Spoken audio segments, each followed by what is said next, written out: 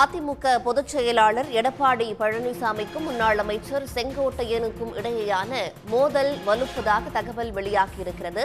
விவரங்களோடு செய்தியாளர் குணசேகரன் இணைகிறார். குணசேகரன், என்ன நடந்தது? மேலதிக தகவல்கள். அதிமுகவில் மீண்டும் ஒரு உட்கட்சி பூசல் தற்பொழுது வெளிப்பட்டிருக்கிறது. அதாவது அதிமுகவினுடைய மூத்த நிர்வாகியாகவும் முன்னாள் அமைச்சராகவும் இருக்கக்கூடிய செங்கோட்டையனுக்கும் எடப்பாடி பழனிசாமிக்கும் இடையே கருத்து மோதல்கள் என்பது வெளிப்படையாக இன்றைய தினம் சட்டப்பேரவையின் அந்த வளாகத்திற்குள்ளேயே அரங்கேறியிருக்கிறது.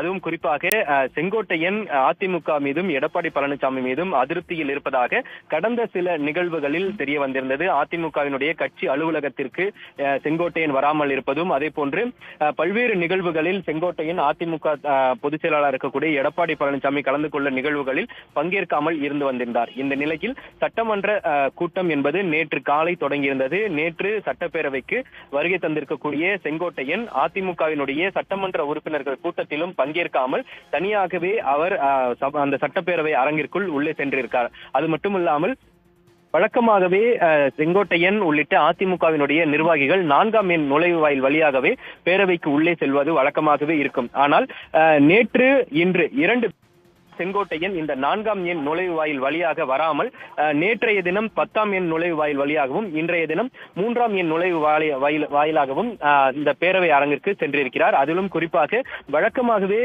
அதிமுகவினுடைய சட்டமன்ற உறுப்பினர்கள் எதிர்க்கட்சி அறைக்கு சென்று அங்கு எடப்பாடி பழனிசாமியோடு சில நேரம் ஆலோசித்து அதன் பிறகு அனைவரும் ஒன்றாகவே பேரவை அரங்கிற்குள் வழக்கமாக செல்வார்கள். ஆனால் இந்த நிகழ்வுகளில் செங்கோட்டையன் இன்று 2 தினங்களும் கலந்து கொள்ளவில்லை. அதன் தொடர்ந்து இன்று காலை செங்கோட்டையன் காத்திருக்கக்கூடிய ஒரு நேரம் அதிகமாக இருப்பதன் காரணமாக சபாநாயகர் அறைக்கே சென்று சிறிது நேரம் காத்திருந்து அதன் பிறகேயே அந்த சட்டப்பேரவை அரங்கிற்கு சென்றிருந்தார். அதனைத் தொடர்ந்து சட்டப்பேரவை அரங்கிற்கு உள்ளே சென்ற பிறகாக அதிமுகவினுடைய மூத்த நிர்வாகிகள், அதாவது தளவாய் சுந்தரம், கடம்பூர் ராஜு, SP வேலுமணி உள்ளிட்ட மூத்த நிர்வாகிகள் செங்கோட்டையனை சமாதானப்படுத்தக்கூடிய அந்த முயற்சியில் ஈடுபட்டிருந்தார்கள்.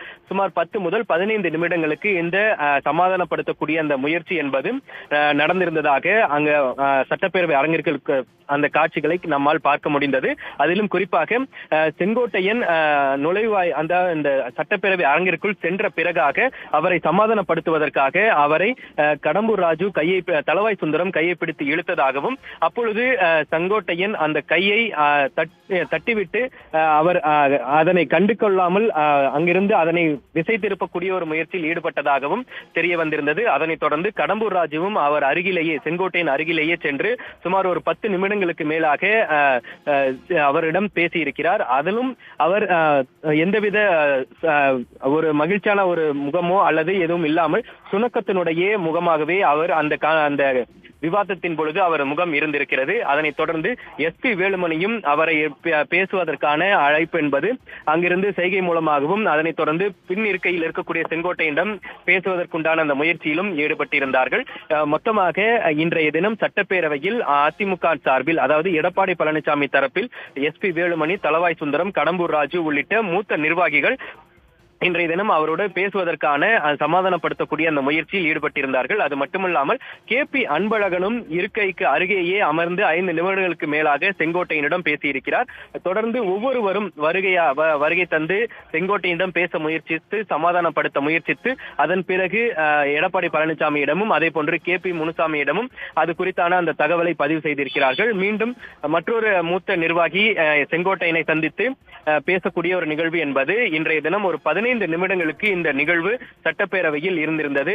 இதன் இடையே சபாநாயகர் அப்பாவும் இந்த அதாவது அதிமுகவினுடைய நிர்வாகிகளுக்குண்டான அந்த பேச்சுவார்த்தை சமாதானப்படுத்தக்கூடிய அந்த முயற்சியில் இருக்கும் பொழுது சபாநாயகரும் சைகை மூலமாக அவரிடம் என்ன பிரச்சனை என்பது குறித்தான ஒரு கேள்வியை எழுப்பியதாகவும் தகவல் வெளியாகி இருக்கிறது. அது மட்டுமல்லாமல் திமுகவினுடைய நிர்வாகிகளும் செங்கோட்டையனை அதிமுக நிர்வாகிகள் அழைக்கும் பொழுது செங்கோட்டையன் கண்டுகொள்ளாமல் இருந்த பொழுது திமுகவினுடைய அமைச்சர்கள் உங்களை அழைக்கிறார் என்று சைகை மூலமாக சொல்லக்கூடிய ஒரு நிகழ்வும் அங்கு அரங்கேறி இருக்கிறது.